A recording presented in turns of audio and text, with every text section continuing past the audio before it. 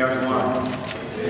It's such a joy and a blessing to be here and sharing with you on this night. I stand today representing the Young Clergy for Social Change and also the Interdenominational Ministerial Alliance. I stand today representing our president, Pastor William Calhoun of the Trinity Baptist Church in West Baltimore. It is great to be with you, and I thank you so much. Looking out on this crowd, I see a crowd of caring and compassionate people, and I'm thankful that you inconvenienced yourself tonight. As I saw the weather and the precipitation and the temperature drop, I'm so thankful that persons would quote-unquote inconvenience themselves for peace tonight. When I look at you in each of your faces, I see, most honestly, I see the reflection of God. You see, I believe that each one of us is made in the image of God.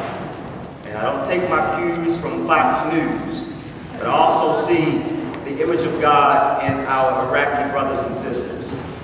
And I'm so thankful that we could come together on this night to say that we're going to stand up for peace for our brothers and sisters whom many of us have never met, nor will we ever see. But we come tonight to stand up for them. On this past weekend is a very eventful weekend for me. I joined with thousands of other Christians and people of various faiths who showed up in D.C. for the Christian Peace Witness. And there,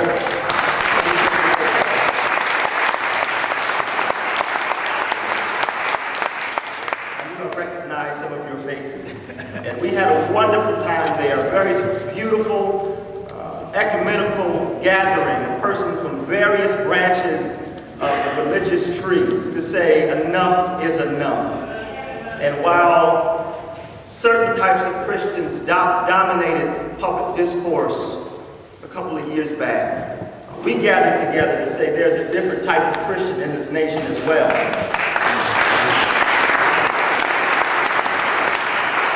There are Christians who believe in health care for all. There are Christians who believe in affordable housing. There are Christians who believe that it's time for us to stop demonizing our youth. There are Christians who can speak and stand up on their faith on more than just two issues. And it was so amazing to be joined with Christians from all over the nation on this past weekend. And I was blessed to be one of the ones who advanced to the gates of the White House. And I spent the night in the custody of the D.C. Police Department on Friday night.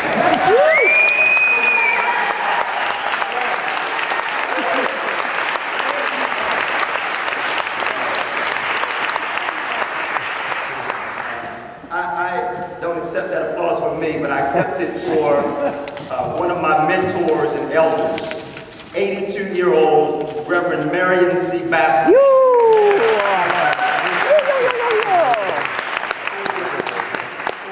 Who at that wonderful age and season in his life made a decision that he too would be inconvenienced by the weather, inconvenienced by the temperature, inconvenienced by being arrested, and he put his body on the line for peace.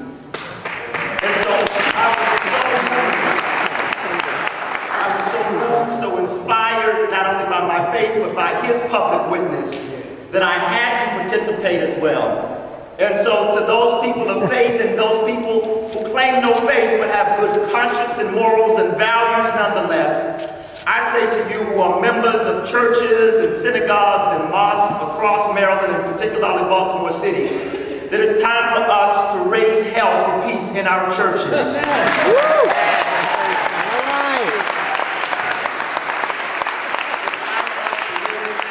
Peace in our synagogues and our mosques for far too long. We've taken our cues from political types on what our faith says about what we know to be true. And each of us, whether we serve a God by the name of Jehovah, Jesus, Allah, Yeshua, whatever you call God, each of us knows that God does not condone this barbaric act of war. And whenever we give justification for war, we are closing the door on God's possibilities for peace. We're saying that God can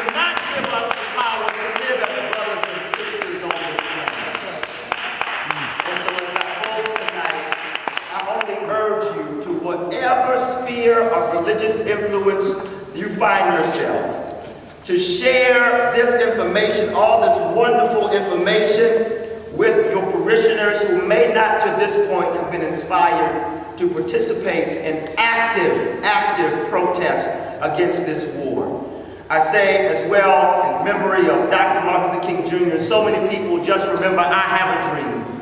But we who gather tonight remember his other famous speech on April 4th, 1967, where he talked about why he opposed the war in Vietnam.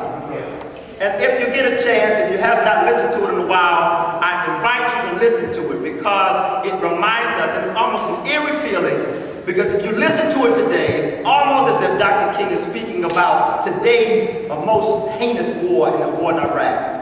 I close at this, and I'm sorry, I know my time is gone. My wife is here tonight, and I'm so thankful for her. She's a wonderful and amazing woman. I'm thankful for her for coming tonight. She chose to come even though she's not as vocal as I am on these types of issues. She's nonetheless a great supporter. And whenever we get weary or desensitized to what's going on in this world, I only say, just remember your loved ones.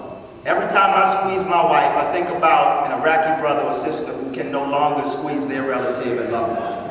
And I urge you, whenever we get droned and dulled to the news reports of another dead, another dead, another dead, I dare you to squeeze the hand of your child or your loved one and remember that there's a mother in Iraq who cannot do that tonight. Right now as we speak, there's a mother crying because she can no longer do it. I urge you to continue. This is not a 40-yard dash, it's a marathon, and